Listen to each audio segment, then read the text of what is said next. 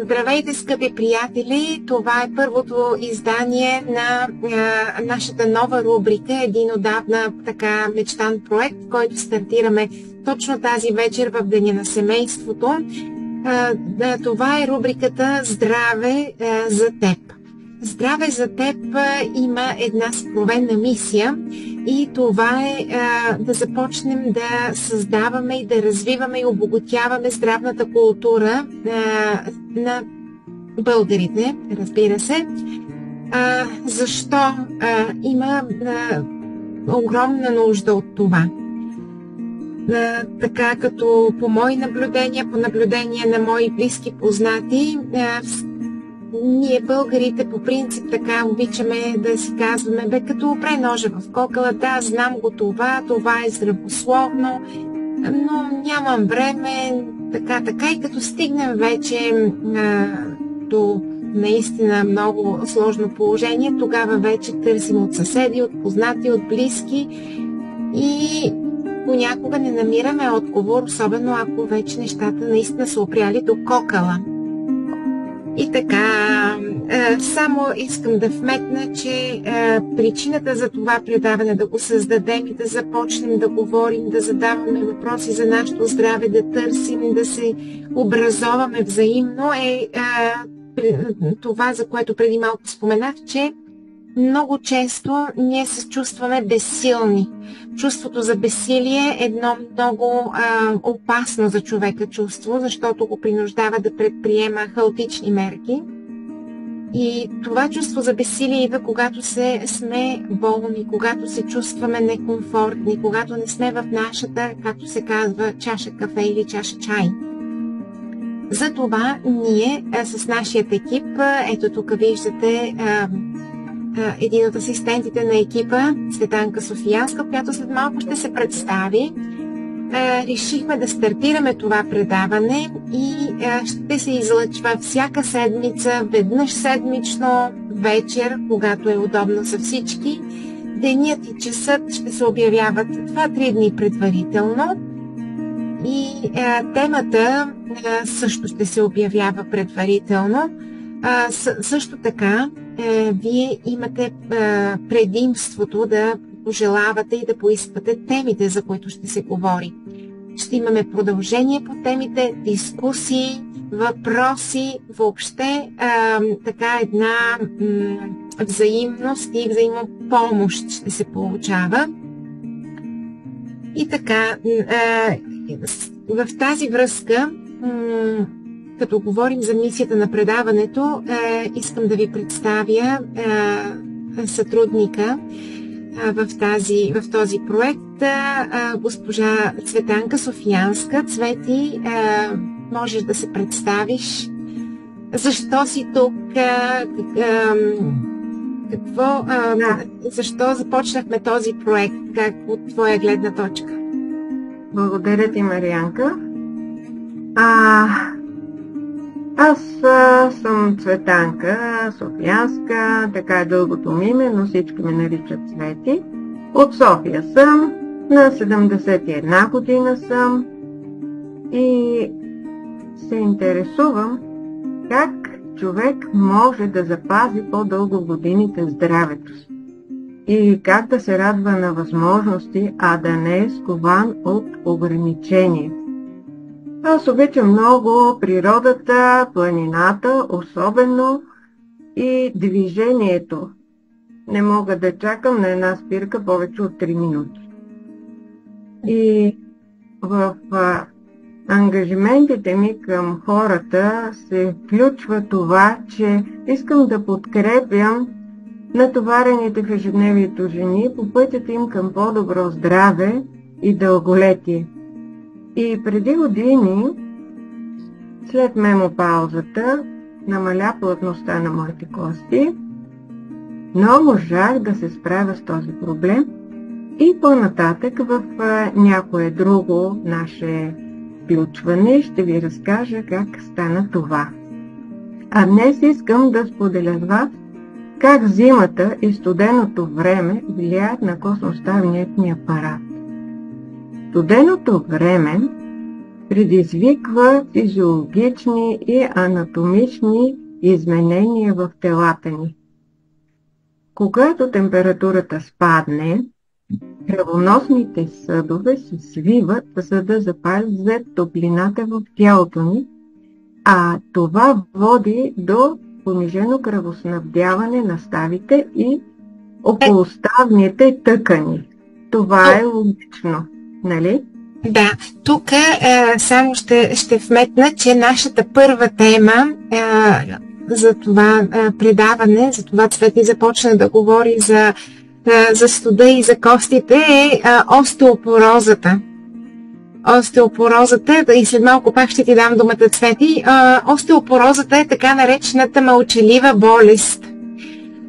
Така като обсъждахме с нашия екип и с Света и в частност решихме да започнем с тази тема за остеопорозата. Защо? Защото всяка втора жена има оплаквания и е много трудно да се хванат симптомите в забързаното ежедневие. Жените сме с много така напрегнато ежедневие и почти накрая обръщаме внимание на себе си. Не случайно Цвети започна да говори за хобитата, за нещата, които така я характеризират в нейния живот като активна личност и защо точно се интересува от здравето. Затова се спряхме на темата за остеопорозата, защото остеопорозата това е свързана с много процеси, които протичат в тялото на жената след менопаузата и също така и при мъжете, не бива да забравяме, макар че при жените е по-зачестено. И така тази мълчалива болест се характеризира с понижена костна маса и намалена здравина на костите. Тук на екрана виждате пориозната тъкан на костите. Костта се става по-шуплеста, по-чуплива. Като жива тъкан, самата кост непрекъснато се обновява, но за нещастие при остеопорозата това обновяване е забавено, вследствие на което калцият вече не се отлага и се образуват така наречените шупли, не се отлагат съществени минерали, загубва се костно вещество и така започва да боледува нашият скелет. Последствията са много силни болки, счупване, особено в китките, в бедрената кост,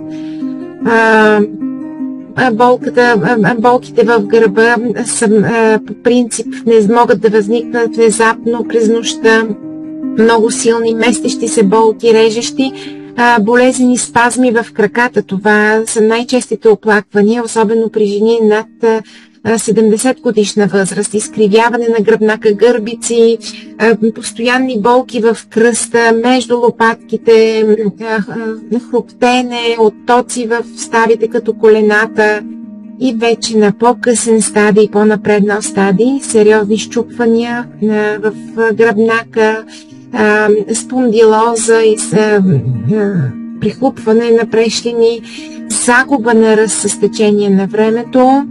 И това са симптомите, които така обягват ни в нашето ежедневие и за това се нарича остеопорозата тихата болест.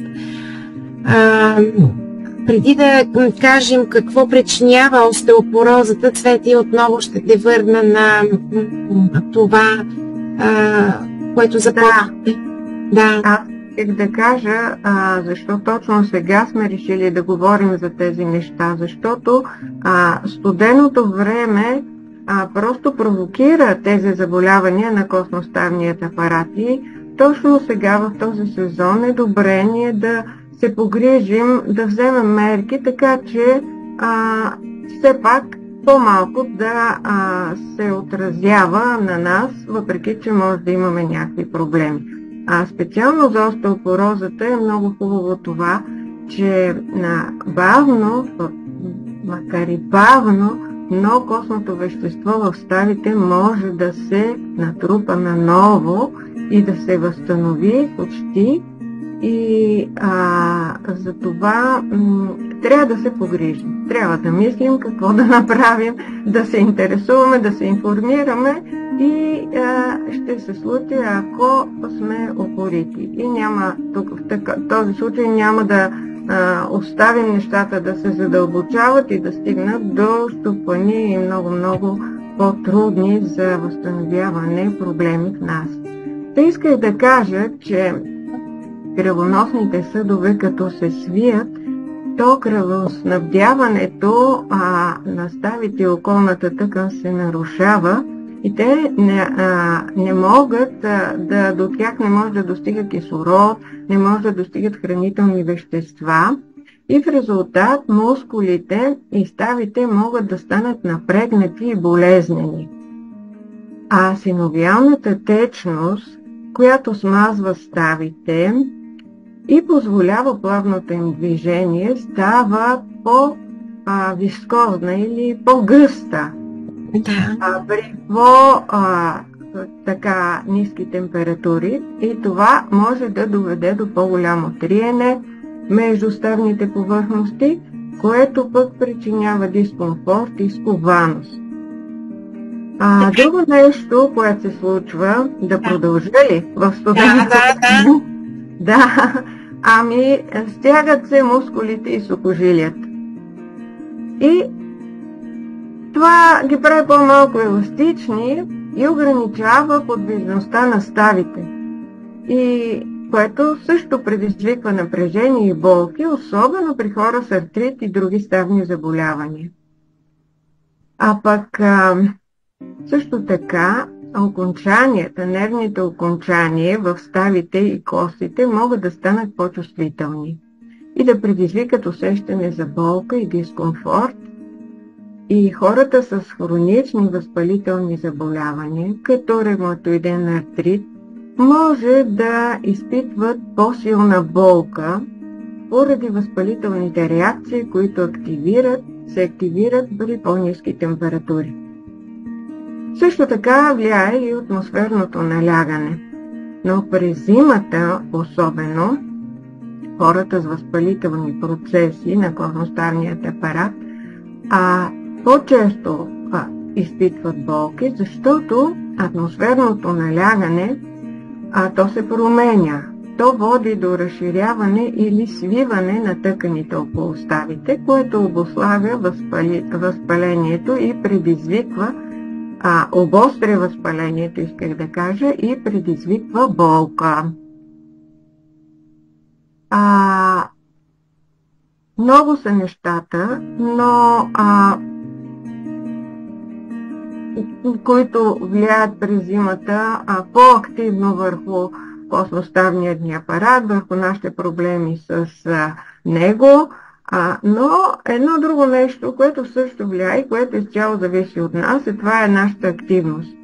През зимата сме по-склонни да не се движим толкова много, което не е добре, защото липсата на движение ослабва мускулите около ставите и това намалява стабилността им и допринася за усещането на болка. И така комбинацията от всички тези фактори обяснява защо студеното време може да направи симптомите на костно-ставните заболявания по-изострени. И поддържането на топлина около болезнените проблемни зони, ако имаме такива, коленете, други места по тялото, е важно през зимата. И редовната физическа активност е много важна. И правилното хранене също така и вземането на хранителни добавки могат да помогнат за облегчаването на тези симптоми. И изобщо, пък и сега в зимния сезон. И ние ще обърнем внимание в нашите включвания върху тези неща. И това ще зависи, разбира се, от вашият интерес и от вашите желания. Това исках да кажа, Марианка. Благодаря ти. Благодаря ти. Значи в това, което каза Цвети за студа, за активността, това са много важни така фактори, други, към които бих добавила вече другите фактори, които са съпътстващи отключването на остеопорозата. Това е възрастта, защото при възрастта се променя хормоналния баланс, а това съществено влияе върху появата на тази скрита болест. Това, което е семейната анамнеза, т.е. семейната наследственост, също спомага. Възможно е да се отключат и там тези факторите, които да отключат остеопорозата. Но да не забравяме, че с възрастта се появяват други заболявания, които изискват лечение и при това лечение се ползват лекарства, които могат да развият остеопорозата. Значи това са лекарства като кортикостероиди, които могат да повишат риска, които намаляват усвояването на калция в костта. Съответно, недостига на калций и витамин D, на цинк, това вече води също до отключване на остеопорозата. Но, както каза Цвети, физическата активност е от съществено значение, защото тя стимулира производството на хормони, тя стимулира кръвотока, движението на кръвта и съответно разноса на калций в клетките, костните клетки. Един друг фактор, и с това приключвам с факторите, това е наднорменото тегло. Защото при наднорменото тегло се отделя повече инсулин, а прекомерното количество на инсулина води до намалено абсорбиране на калция. Нивата на тестостерон също са ниски при повишено тегло, а това също пречи за усвояване на калция. Естроген. Естрогенът е особено важен за остеопорозата, защото той е съществен за усвояването на калция. Естрогенът е хормон, който сериозно променя своите нива след менопаузата. И какво, след като знаем всичките тези симптоми, след като знаем, че трябва да се движим, да проследяваме хормоналния баланс, какво трябва да направим да предотвратим или поне да забавим развитието на остеопорозата, да спрем с болките и всичко това. В подробности това ще го разгледаме в следващата ни среща и след вашите въпроси. Но сега само ще ви кажа някои съществени неща, които ни обягват. От голямо значение за усвояването на калция са протеините, защото протеинът е градивен елемент на костите. Тук ще кажете за остеопорозата, говорим само за калций. Да, в същото време прекомерното увеличаване на калция пък води до проблеми с сърцето, до прекалена твърдост на костите, което също не е добре.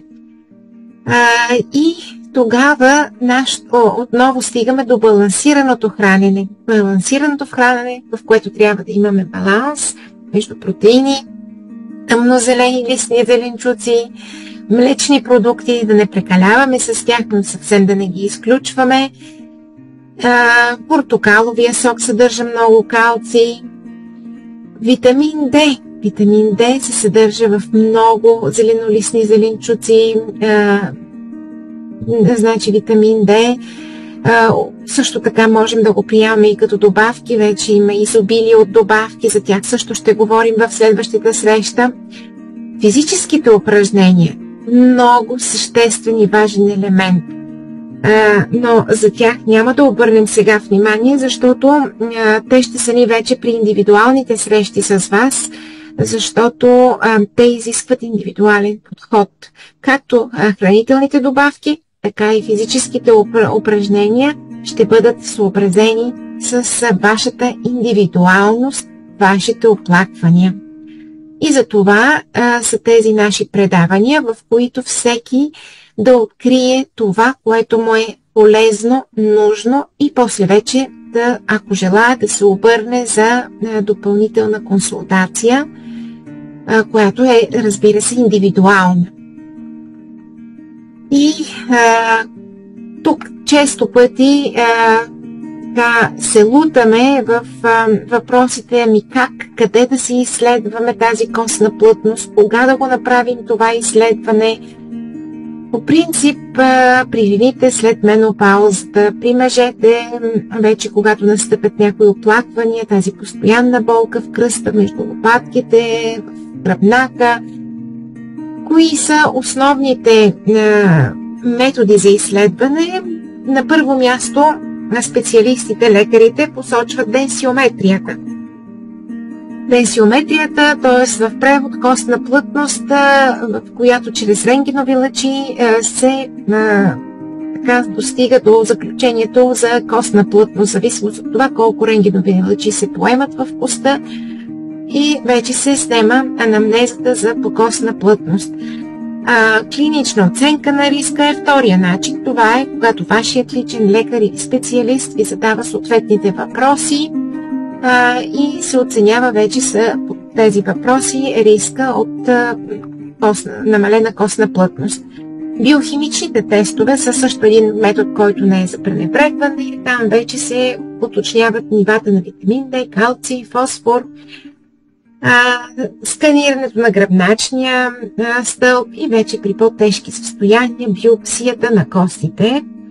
Всичко това са методи, които вече лекарите, съответният специалист може да ви насочи така индивидуално. Но е добре, ние го казваме, за да го знаете, за да сте информирани. Защото когато сме информирани, ние можем да вземем своевременни мерки. И това е целта на нашето предаване. Как да се информираме, какви въпроси да зададем, как да обясним нашето състояние и симптоми на лекаря, за да го улесним. Как да потърсим информация, да, защото в интернет гъмжи от информация. Но когато ние нямаме критично мнение, когато ние нямаме базови познания, ние няма да можем да оценим тази информация. И за това е ценно нашето предаване. За това започваме този проект в студеното време. Днес е особено студено ветровито време и ние започваме с остеопороза да ви надуваме на главите за проблеми и болести. Трябва да говорим за тези неща. Да, Цвети?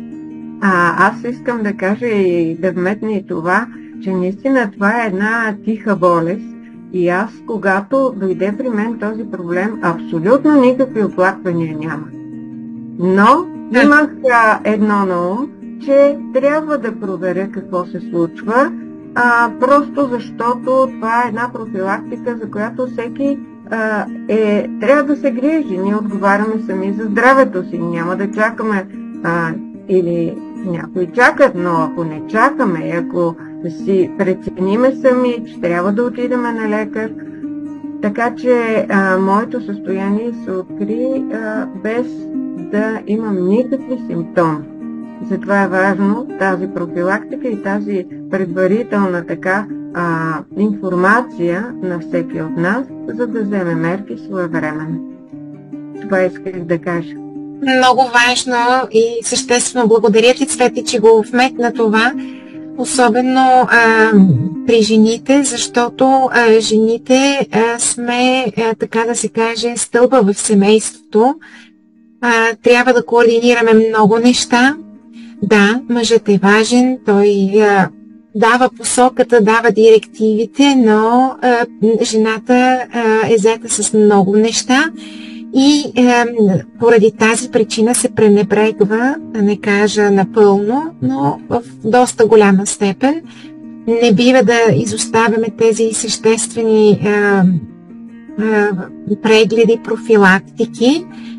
И за това в нашето следващо предаване ще кажем също кои са начините, защото да, има начини. Има начини да забавим процеса, даже да го спрем. Имаме билки, които са много много важни, много силни. Да, билката действа бавно, но сигурно и се искат и там постоянство. Защото когато нещо действа много бързо, то може да е така с странични ефекти за други неща. Докато при билката с постоянство, продължителност, наистина има резултати. Освен това, има и други начини да се коригират страничните симптоми, има хранителни добавки, но за това ще говорим в нашата следваща среща, защото искаме да изчакаме вашите въпроси, вашия опит, вашите съмнения и тогава вече да ви дадем конкретни така напътствия. Разбира се, вие сами също ще се допитате до вашия лекар и до съответния специалист, но вече ще знаете какво да питате и защо да се направи конкретното изследване и така. Нашата цел е да имате информираност и критично мислене за вашето здраве. С това приключваме нашата кратка среща и ще ви изпратим допълнителна информация за деня и часа на следващото предаване, което със сигурност ще е дискусия по въпросната тема и още нещо. Цвети, имаш ли да добавиш нещо? Смятам, че съвсем на време ние започваме тази дискусия и смятам, че ще бъде полезна за много хора. Стига да отделят малко време и да я проследят. Чудесно! От нас най-хубави пожелания. Наближават празници и затова преди празниците обърнете внимание на себе си. Поглезете се, но не забравяйте да направите своята профилактика. До нови срещи! До нови срещи! Благодаря ви! И аз благодаря!